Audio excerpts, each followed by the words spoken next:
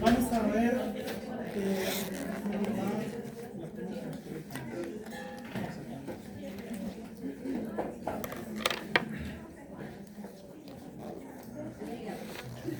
regresamos un poco a unos temas de la clase pasada que yo no había mencionado y que tienen que ver con el desarrollo de la técnica y de la anticipación. ¿Qué sería esto? Desarrollo de continuidad en el lenguaje cinematográfico.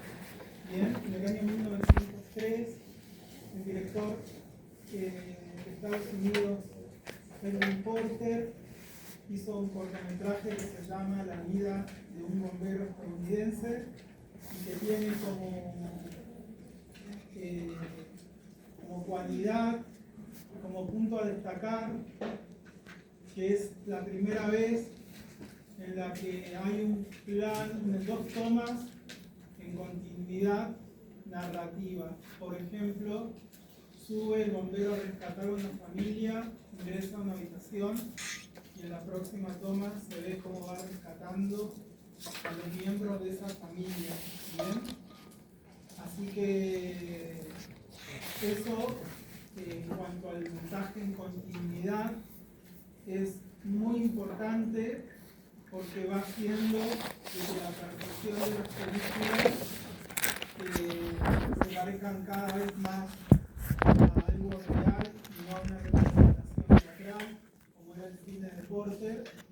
Y también al pegar un plano o una toma con la otra en continuidad y acción, hace invisible el corte. ¿Qué quiere decir? Que si yo estoy ahora por levantar el teléfono para llevármelo acá al oído, y cuando lo agarro y lo empiezo a levantar, pasa a la otra toma en la que yo lo tengo ya en el oído, el corte parece casi imperceptible porque hay una continuidad de acción. ¿Bien? Y eso, en una manera un tanto precaria o dando inicio a esto, este director de Estados Unidos hizo una primera experiencia con este tipo de corte, digamos, ¿no? Por continuidad. A su vez, el autor del apunte, que se llama Cauchy, ¿bien? El apunte que ustedes tienen que leer, menciona que Griffith no hizo, sin sacarle méritos a este director que vamos a ver más adelante, no hizo ningún descubrimiento, simplemente fue o le dio forma al lenguaje a partir de los descubrimientos que una serie de directores y directoras fueron desarrollando a lo largo de los años anteriores. ¿Bien? Y entre esas cosas hace referencia a esto de que Porter fue como el primero en hacer eso de la continuidad. Y ya después vamos a ver, hay algo que se llama el modelo de representación institucional con Griffith, y eso lo vamos a analizar también, lo vamos a mencionar. Pero bueno, este director fue el primero. Ahora voy a ver de mostrarles el corto, que lo tengo por acá.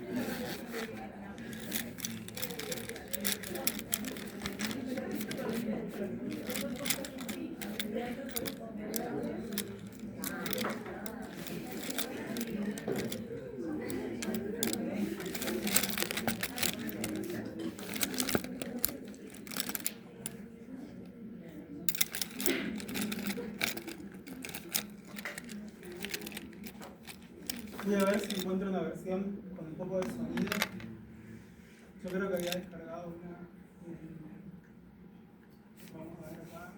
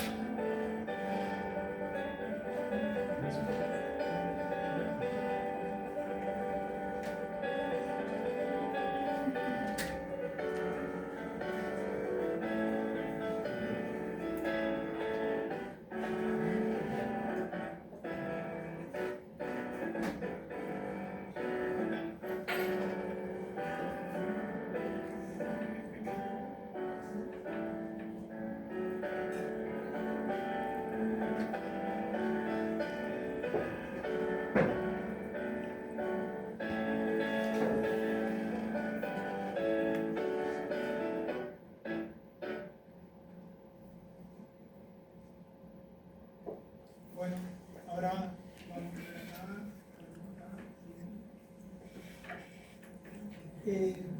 En 1906, en Australia, se filma lo que es la primera película del mundo, ¿bien? El largometraje, que fue dirigido por Charles Tate, ¿bien? Esta película narra la historia de una pandilla, la pandilla de Kelly, la historia de la banda de Kelly, y bueno, que era un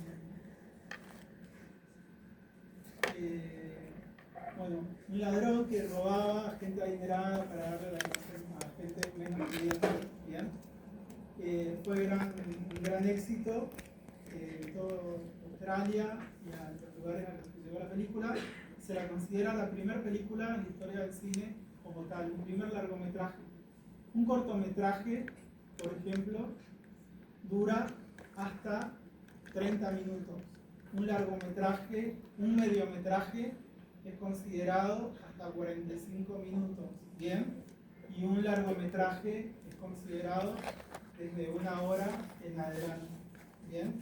Y esta película, la historia de la banda de Kelly, fue la primera película con esa duración y fue muy entretenida para la época.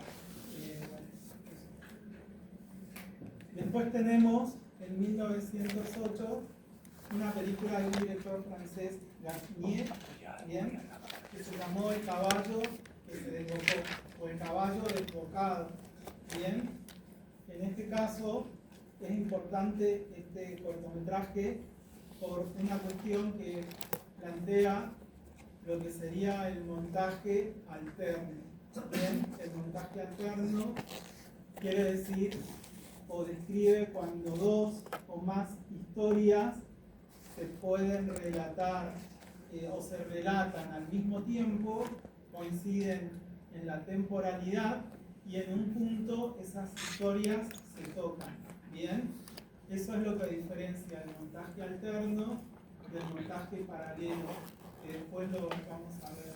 Pero el montaje alterno es cuando dos historias o más se desarrollan, el director las va alternando una al lado de la otra, pero en algún momento esas historias se tienen que tocar.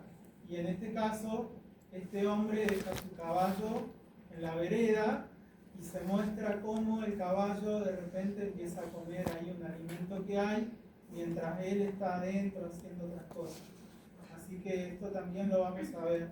Este corto es muy importante porque empieza, como vimos con lo de la historia de un bombero estadounidense, empieza a diferencia de ese corto, el de recién, que planteaba una narración en continuidad de espacio y de tiempo, este corto no plantea una narración en continuidad de espacio y de tiempo, porque el caballo en un momento se pone a comer y después el director nos alterna con lo que está haciendo su dueño arriba, digamos, ¿no? O sea que no hay una continuidad, no es que el caballo come y nos concentramos solo en el caballo.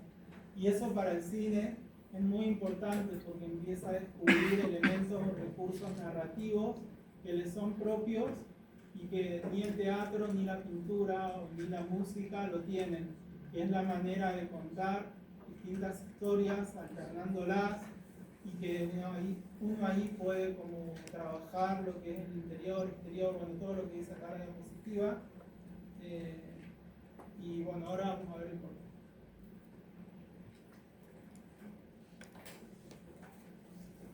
Acá, antes de verlo, el montaje es un recurso.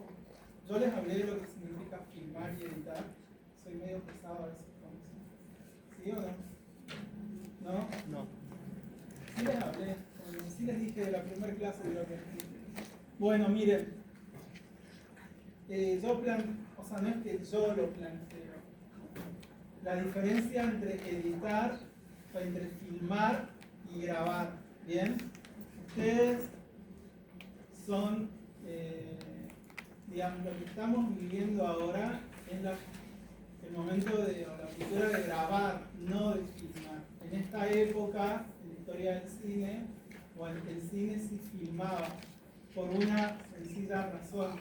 Trabajaban con un material que era fílmico, ¿bien? Y de ahí viene la palabra filmar. Pero no solamente significa de que trabajan con un soporte físico que yo puedo tocar y manipular. Por ejemplo, cuando se filmaban latas de películas que iban arriba de la cámara, y luego esas latas o esas películas iban a una sala como esta mesa donde se ponían las películas, y había generalmente una chica, no eran montajistas, eran mujeres, porque en el ámbito del cine consideran que en ese caso las chicas son como más detallistas que los chicos al momento de cortar y de fijarse en los detalles, y generalmente había montajistas.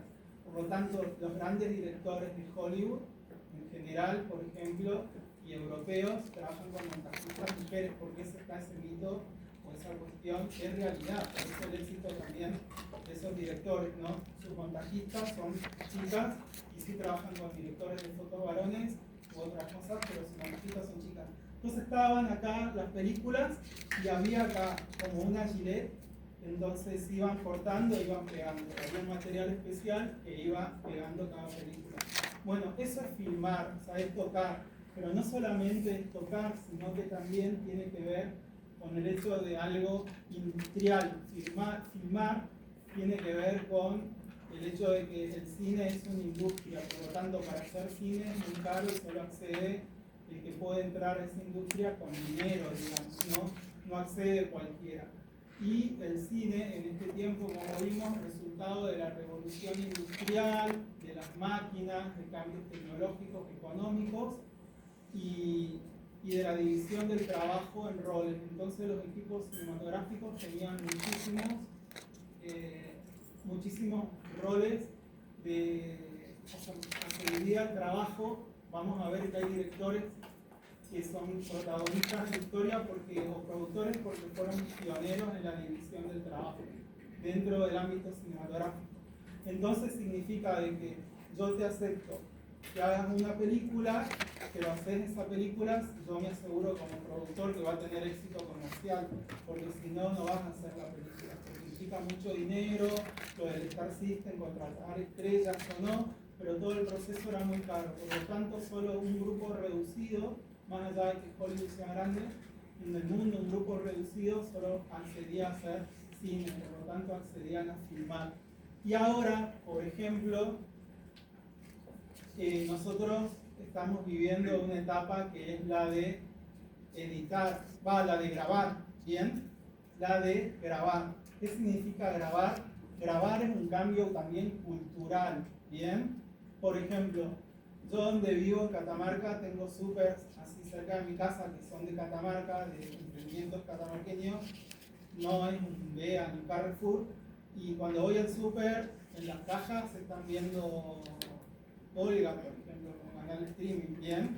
Están viendo, ¿por qué? Porque ya, lo que quiero decir, hay una desestructura del sistema, y el grabar implica que cada uno pueda tener un teléfono, pueda registrar su realidad cotidiana, pueda tener voz.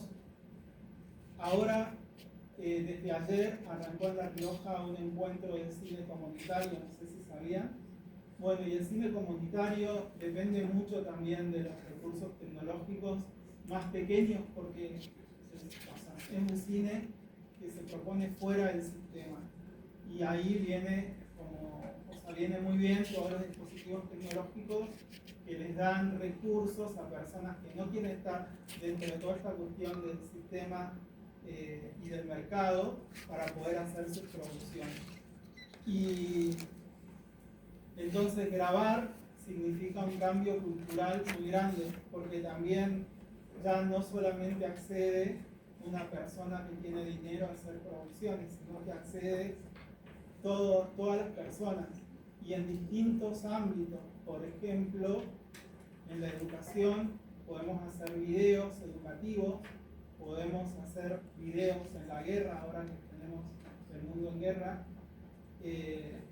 distintas guerras en el mundo, y se registra cuando se tira una bomba y un montón de cosas, o por ejemplo las redes sociales, todo lo que nosotros hacemos navegamos en las redes sociales, vemos videos que la gente común los graba, ¿bien? No lo filma, porque filmar ya es algo anacrónico. Si ustedes dicen filmar, están refiriendo a una etapa que nosotros revisamos en la historia del cine porque tiene que ver con la historia del cine, pero no porque sea algo que nosotros ahora lo significamos como tal, ¿bien?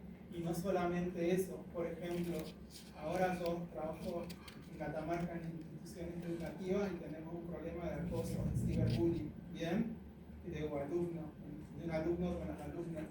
Y eso tiene que ver con el hecho de grabar también, con todos estos cambios de tecnología, ¿bien? Y esas cosas. Y es todo un drama, ahora está reunido en Catamarca y esas cosas. Por eso, toda esta revolución cultural, nosotros podemos poner delante de cámara y contar cómo es nuestra comunidad, qué es lo que queremos hacer. Por ejemplo, yo en un curso en Catamarca tengo un chico que tiene Asperger y ayer me estaba mostrando su canal de YouTube que habla de películas, ¿bien? Entonces es re inclusivo, también es un cambio totalmente cultural. Por lo tanto, ese chico no podría entrar nunca a hacer sus contenidos si estuviese en el cine, porque no entraría en el marco del sistema, ¿bien? Bueno, esa es la diferencia entre grabar y filmar. Y otra cosa también es, por ejemplo, el montaje. El montaje, decir montaje o decir editar. Editar tiene que ver también con algo que es el editar de manera vertical, ¿bien? De manera editar tiene que ver, es de manera vertical, pero editar tiene que ver con el hecho de que ya no tengo una mesa como tenía esta mesa grande. Hace muchos años, cuando yo estudié, nosotros teníamos esas mesas que fuimos atravesando y ya no las tenemos. O sea, ahora edito y armo un video desde mi teléfono, ¿bien? Y tiene que ver con esto de que yo puedo editar desde un teléfono, o puedo hacer un vivo, o puedo hacer un montón de cosas con el hecho de editar. Puedo como hacer videos con inteligencia artificial, puedo hacer todas las otras cosas, un montón de cosas que con la estructura vieja de montaje no se pueden hacer porque es solamente cortar y pegar. Pero en el editar yo puedo poner una imagen, también se lo puede hacer en el montaje, pero era algo más complejo. Puedo hacer cortar y pegar, pero puedo poner imágenes encima, y hay algo que determina el editar también, que a veces nosotros, bueno, lo vimos en el concepto de multimedia, que es lo híbrido, cuando tenemos muchas imágenes de distintos orígenes en una sola pantalla. Y otra cosa que habla el autor, que se llama Lev Manovich, que lo habrán visto con el profe Ciro del Barco, y que es el montaje vertical, o la edición vertical, perdón. La edición vertical, que lo inaugura el video, es cuando pensamos el hecho de narrar en una capa de cebolla. Por ejemplo, cuando publicamos una historia en Instagram y no solamente pensamos de manera en continuidad de espacio y de tiempo, que una toma continúa a la otra, sino que le vamos poniendo elementos encima, texto, un emoji de algo y cosas así. Bueno, todo eso tiene que ver también con un cambio cultural, que es el editar, ¿bien? Bueno, ahora vamos a ver este corto que se llama El caballo que se desbocó, El caballo desbocado, es montaje alterno. Hablé de editar y de grabar, porque acá usamos estos conceptos que están bien hablar de decir de montaje, porque este director recién estaba conociendo lo que era poner dos imágenes al mismo tiempo, y era montaje por toda esta estructura que yo les comentaba. Pero bueno, hoy en día sería como un anacronismo decir montaje, ¿bien? Bueno, voy a buscarlo en video y lo vemos.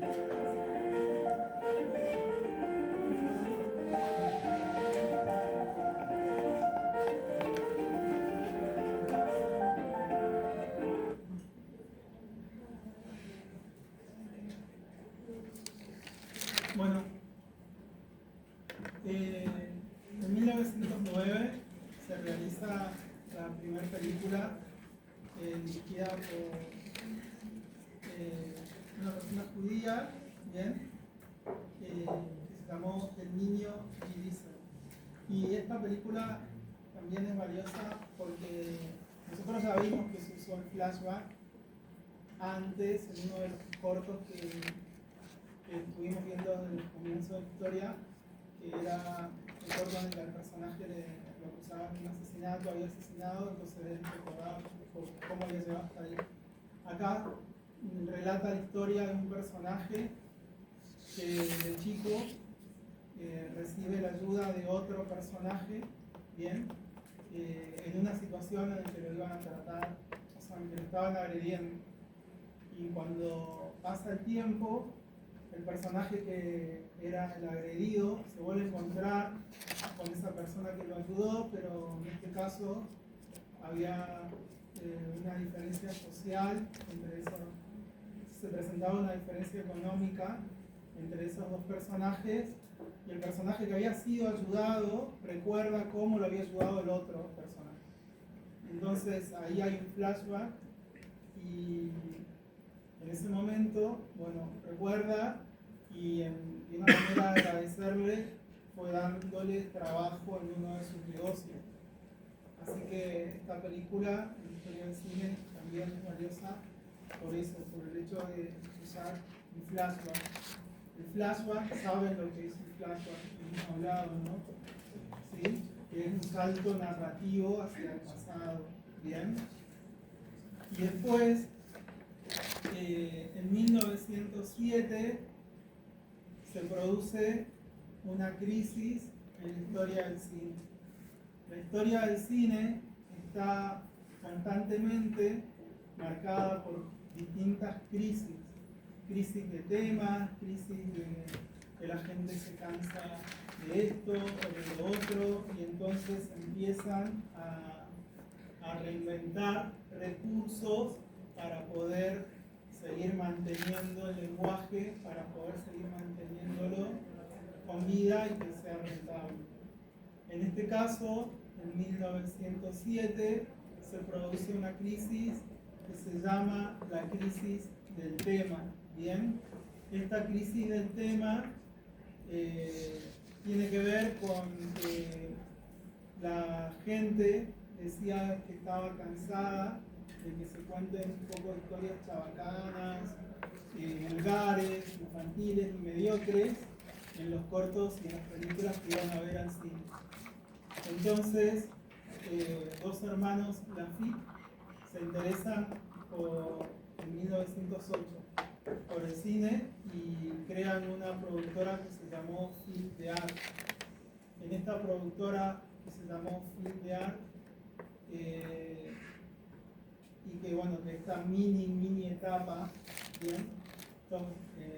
Mini etapa, bueno, no se llamó Film de Art de etapa, se llamó Crisis del Tema, pero bueno, lo que trató de reflotarlo fue la productora Film de Art, ¿bien? ¿Y de qué manera lo trató de reflotar? Dijo, bueno, si la gente está cansada de ver trabajos mediocres que cuentan historias cotidianas, vamos a tratar de dar un poco de contenido más culto. Entonces buscaron en las obras de teatro y en la literatura clásica temas para poder representar en el cine. Y de esa manera poder volver a generar un interés por parte del público. ¿Bien? Y así también para poder complementar complementar esta idea de cambiar de rumbo el cine, de estos productores contrataron a directores de teatro muy afamados para que dirijan el cine, y también contrataron a actores, actrices de la comedia francesa para que vengan a participar en las producciones de su productora Film de Art. Pero ¿qué sucedió? Que sí participaban de los cortos y de las producciones, pero les daban un tinte teatral. Por lo tanto, ahí todo esto que venimos viendo del progreso narrativo hubo como un retroceso porque la representación regresó, por así decirlo, a la época de Méliès, ¿bien? Y por el tipo de actuación, por el tipo de escenario y esas características. Así que también fue una manera en la que el público volvió a rechazar esas producciones, y de esas producciones hay una película que es muy famosa, que vamos a ver ahora, que se llama El asesinato del duque de Guise. Bien, y bueno, vamos a ver un fragmento de eso.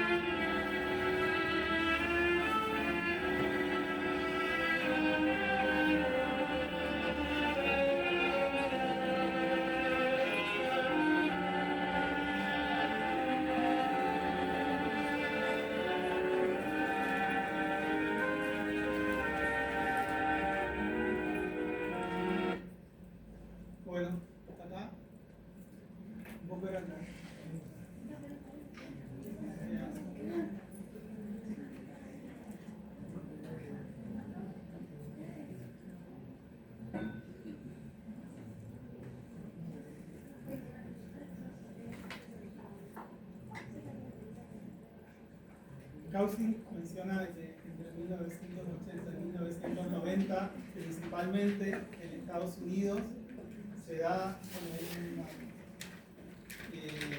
una tendencia a realizar películas de época al estilo film de arte, y Kausing los denomina películas de herencia, ¿bien?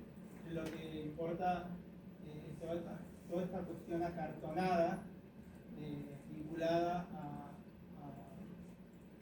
una cultura acartonada, también, ¿no? Una forma cultural acartonada que un poco se vincula con una manifestación más popular.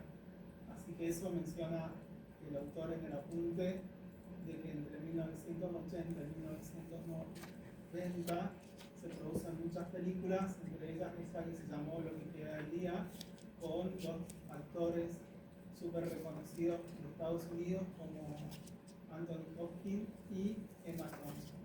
Entre otras cosas, Anthony Hopkins es el actor de Hannibal, no, bueno, Sí. Hannibal. Hoy estuve hablando de esa película en otra clase, pero bueno, también eran muy populares. Allá por 1905 se inauguran lo que se llamaban los Nickelodeon, ¿bien? Y que eran locales comerciales adaptados a salas de cine. Eso eran los Nickelodeon. También el autor menciona otras salas más precarias como los Chiringuitos, cosas así. Pero bueno, los Nickelodeon fueron muy importantes porque ya no era, por el año 1905 ya no era que se veían películas en cafés adaptados a salas de cine, sino que, como ustedes pueden ver, había butacas, había ya una disposición más parecida a lo que entendemos hoy como salas de cine. Y luego nos trasladamos a Italia, que hasta el periodo de 1930 tuvo una etapa de producción muy fructífera. Se llegaron a filmar más de 9.000 películas, y uno de sus primeros directores fue Vittorio Calzina, fue el primer director que hizo un registro, que también fue el primer registro de un papa en el año 1896, ¿bien? Y bueno, hizo el registro del papa en aquel momento, no me acuerdo el nombre, no sé si, pero León XIII, ¿bien? Bueno, este fragmento no lo vamos a ver, vamos a pasar a otra película destacada antes de Caviria, que es la que también nos interesa, y esta película se llama Los últimos días de Pompeya, que la produjo o que la dirigió un director que se llamó Luigi Maggi y que fue producida por Arturo Ambrosio. Esta película tuvo una repercusión muy grande, fue muy exitosa, al punto de que después hubo varias versiones de la película, inclusive el mismo productor Arturo Ambrosio produjo la misma película años después, pero con otro director que ya no era conocido. Y después viene lo que se llama el cine colosal italiano, que principalmente se denomina cine colosal por tener grandes escenografías, ¿bien? En este caso se contrataban arquitectos para que puedan hacer las escenografías. Ya no era, como vimos en el film de arte, escenografías filmadas o parecidas a lo de Méliès, sino que eran grandes obras de arquitectura. Había escenógrafos dedicados para poder realizar estas escenografías, y también en la pantalla aparecían muchos actores, ¿bien? Se trabajaba con grandes multitudes, y bueno, y las películas eran de época. Una película que se destaca es en el año 1914, se realizó en el año 1914, que se llama Caviria, ¿bien? Esta película es importante porque también influyó en lo que es el cine de Griffith, su primera película, como más que nada Tolerancia, una segunda película que hizo Griffith que le fue mal. Ahí recibió, bueno, estaba muy influenciada, o el cine de Griffith estuvo muy influenciado por dos directores. Uno de ellos fue Ali y el otro fue el cine colosal, por todo su despliegue filmográfico. Bien, en esta película se retrata el secuestro de la hija de los reyes a mano de un esclavo y bueno, la búsqueda de la hija. Es en el año, fue realizada en el año 1914 y bueno, es una de las películas obligatorias. A partir de la clase que viene, cuando comencemos las clases de cada clase, vamos a hablar de alguna de las películas, porque bueno, si es que no las entienden o algo, van a poder preguntar o dialogar un poco sobre esa película. Ahora vamos a ver un fragmento para que puedan distinguir esto de el cine colosal, el cine italiano. Acá podemos ver cómo hay bueno, hay una gran multitud de actores, despliegue, escenografía y una serie de elementos en este cine.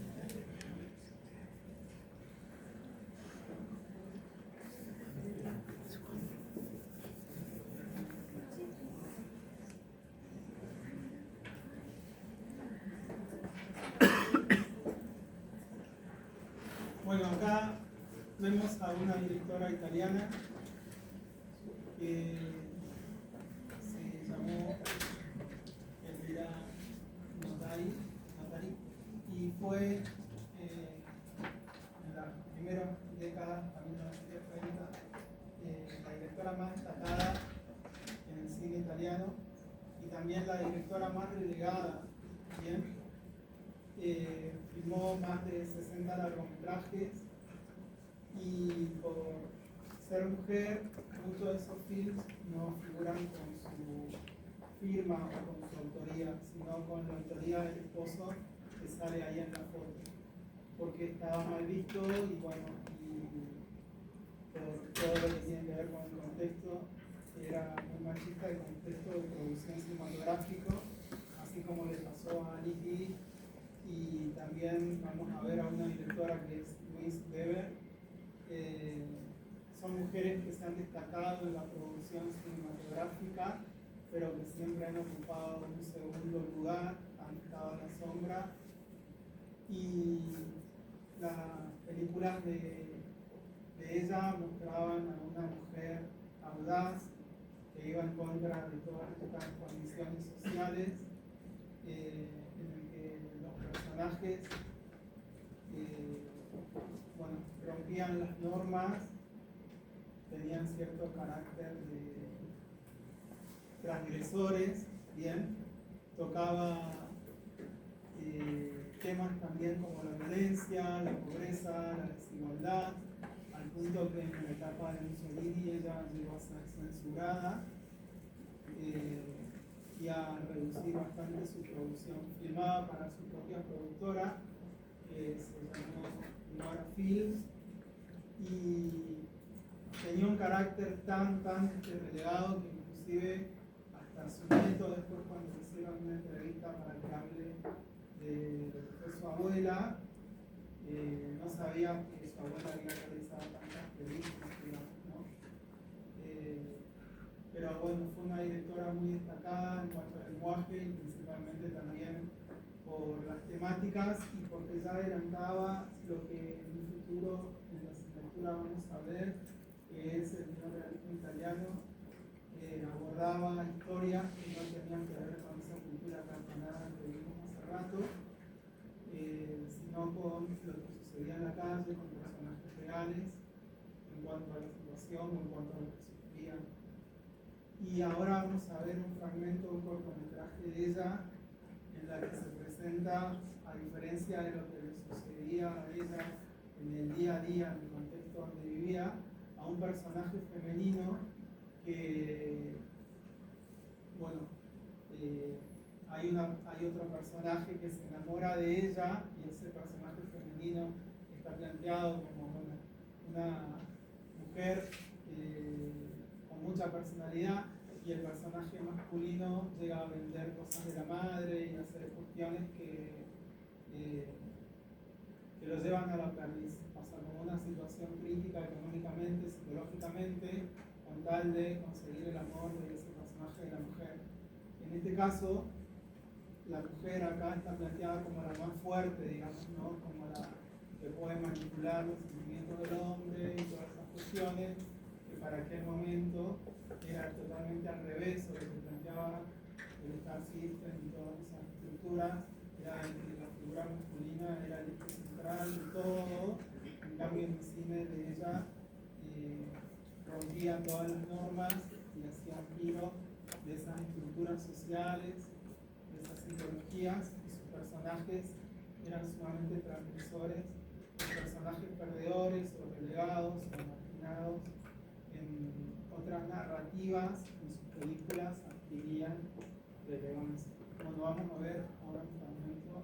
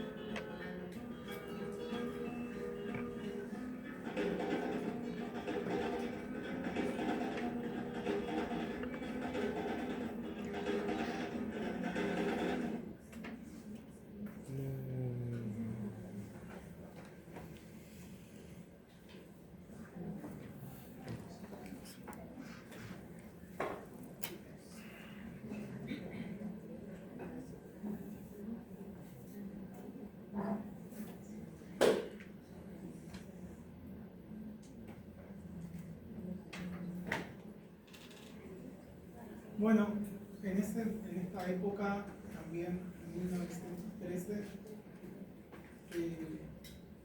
del otro lado, en Rusia, en el cine ruso se destacaba el director más importante antes de la revolución bolchevique y en el periodo del zar, el último zar, se destacaba un director que era Bauer, y sus películas tenían un tinte de suspenso psicológico, de terror, trataba la desesperación, el abandono de los personajes, una mirada bastante pesimista del mundo. Le interesaba el aspecto psicológico, ¿no?, de las historias, y no estaba